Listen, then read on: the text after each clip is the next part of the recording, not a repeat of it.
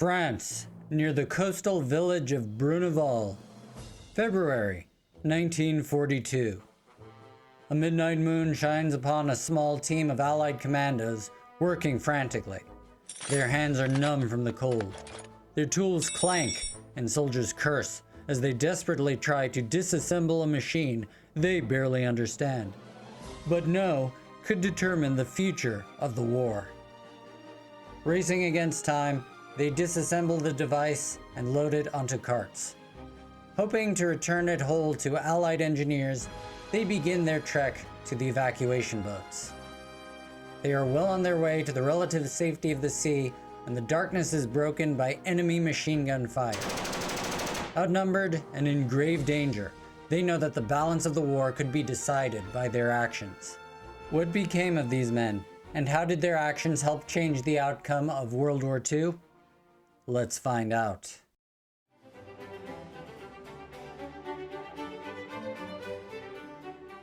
Radar had been a game changer for Britain. By detecting incoming enemy aircraft, the Royal Air Force could concentrate its defenses where they were needed most. This advantage allowed Britain to survive and ultimately triumph during the Battle of Britain in 1940. But the Germans were not far behind. Across the English Channel, German engineers were busy developing their own radar systems. By early 1942, Britain and Germany faced each other in a tense stalemate, unable to invade, but fully capable of launching devastating bombing raids. The RAF focused its attacks on German infrastructure, but something troubling began to happen. British bombers were suffering heavier and heavier losses. Increasingly, they were being intercepted, often at night. British commanders correctly suspected German radar was the reason. While radar had been deployed first and most effectively by Britain, the war drove rapid adaptation and innovation on both sides. Now, RAF planners feared they were losing their technological edge, and they needed solutions, pronto. Those fears were confirmed by disturbing evidence. The Luftwaffe was positioning its aircraft with increasingly improved speed and precision, even in complete darkness.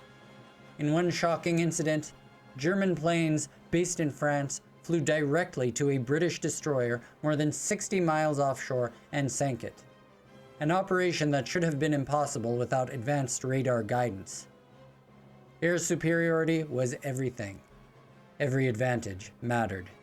Working around the clock, British engineers and intelligence officers tried to piece together what their enemy was using. Radar scientist R.V. Jones correctly deduced that newly detected high-frequency radio signals coming from the continent were evidence of a new German radar system.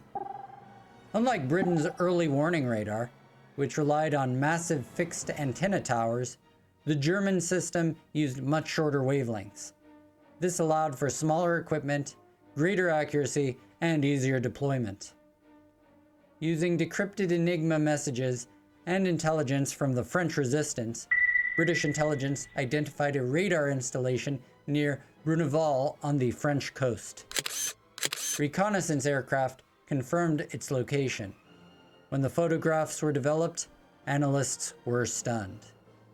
The radar installation was compact, no towering antennae. Intelligence officers concluded the Germans had leapfrogged ahead in radar technology. But there was no time to lament bad luck. Something had to be done. Bombing the site would provide only a temporary fix. The Wehrmacht could simply rebuild it. What Britain needed was the radar itself, captured intact and taken home for study and reverse engineering. This would not be easy. French resistance reports indicated around 100 German troops guarded the site, supported by at least 15 machine gun positions. Although the installation was near the coast, sheer chalk cliffs made a naval landing impossible. So a daring plan took shape, codenamed Operation Biting.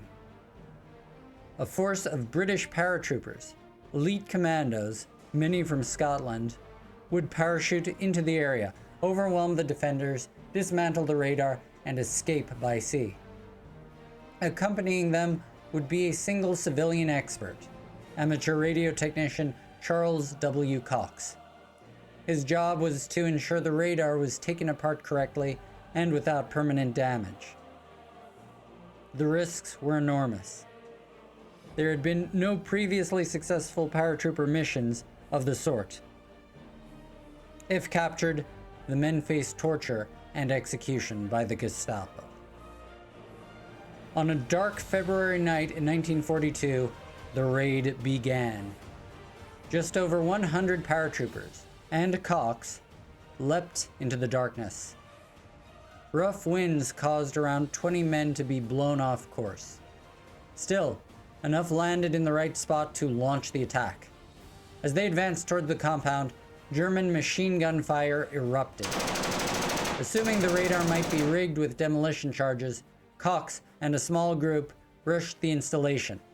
Fighting their way through barbed wire, they reached the radar itself, capturing a German technician in the process.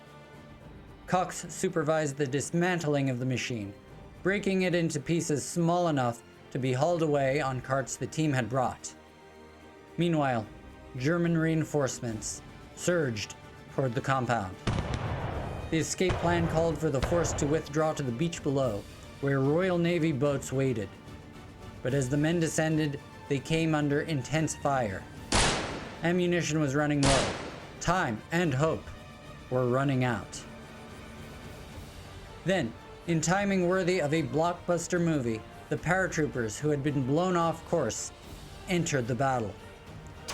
Charging the enemy flank with a Scottish war cry, they threw the defenders into confusion. The Germans withdrew.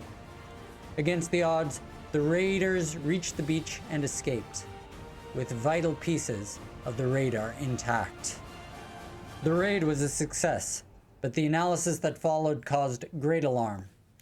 British scientists confirmed the radar was a Wurzburg system operating at wavelengths of less than 2 feet, short enough to allow extraordinary precision.